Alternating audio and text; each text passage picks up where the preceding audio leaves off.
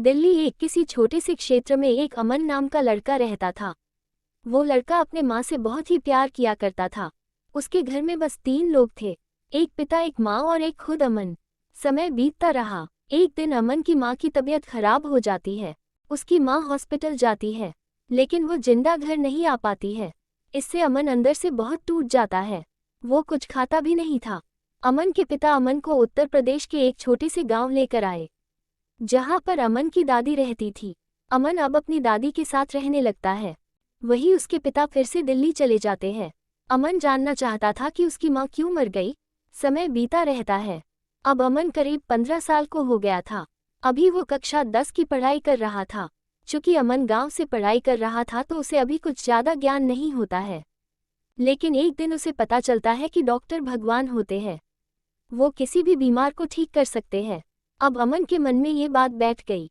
अब वो पढ़ाई करके डॉक्टर बनना चाहता है। वो इस बात को अपनी दादी से कहता है और दादी यह बात अमन के पिता से बताती है। अमन के पिता ये जानकर बहुत ही खुश होते हैं कि उनका लड़का डॉक्टर बनना चाहता है, लेकिन साथ ही वो ये भी सोचने लगते हैं कि डॉक्टर की पढ़ाई करने में बहुत ज़्यादा पैसा भी लगता है। इतने सारे पैसे कहाँ से आएंगे? अमन अपने पिता को इस समस्या का हल बताता है। वो कहता है, पिताजी, अगर मैंने अच्छे से 10 और 12 की पढ़ाई कर लूँ तो मैं एक अच्छे सरकारी कॉलेज में फ्री में बढ़ सकता हूँ। पर इसके लिए मुझे अभी अपने गांव को छोड़कर किसी शहर में जाकर पढ़ाई करना होगा। ये बातें सुनकर अमन के पिता कहते हैं, बेटा, इसके लिए मैं अपनी सारी जमीन गिरवी रख दूंगा। ऐसा ही होता है। अमन के पिता दिल्ली से गाँव आते हैं, अपनी सारी जमीन को गिरवी रख देते हैं। इसके बाद वो अमन को शहर भेज देते हैं। अमन पहली बार शहर आया हुआ होता है।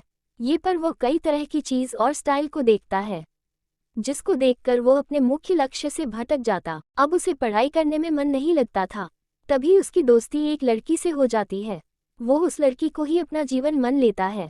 इस तरह से समय गुजरता जाता है। एक दिन अमन के पिता का फोन आता है। अमन के पिता बोलते हैं, बेटा तुम कैसे हो? अमन कहता है कि मैं ठीक हूँ। इसके बाद अमन के पिता पूछते हैं, बेटा पढ़ाई कैसी चल रही है? इस पर वो झूठ बोलता है और कहता है, बहुत अच्छी चल रही है। उसकी कक्षा 10 का परिणाम आता है, जिसमें वो फेल हो गया था। ये देखकर वो अंदर से काफ़ी उदास होता है। लेकिन उसकी उदासी तब बढ़ जाती है जब उसकी वही दोस्त उससे दोस्ती को ख़त्म करना चाहती थी, जिसके लिए उसने अपनी पढ़ाई को ख़राब किया था। अब अमन को ये दुनिया समझ में आ रही थी। वो एक भी पल की देरी नहीं करता है। वो सभी से दोस्ती तोड़ देता है और अब मन लगाकर पढ़ाई करना शुरू कर देता है। वो अपने पिता को भी अपनी सारी गलती बता देता है।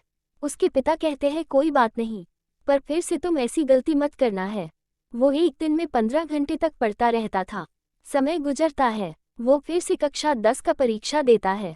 उसका परिणाम आता है, जिसमें वो अपने पूरे जिले में टॉप किया होता है। समय के साथ वो और ज़्यादा मेहनत करता और पढ़ाई करता। उसकी मेहनत रंग लाती है। उसका सिलेक्शन एक बड़े सरकारी कॉलेज में हो जाता है। इसको सुनकर उसके पिता इतने खुश होते हैं जितना खुश वो कभी नहीं हुए थे।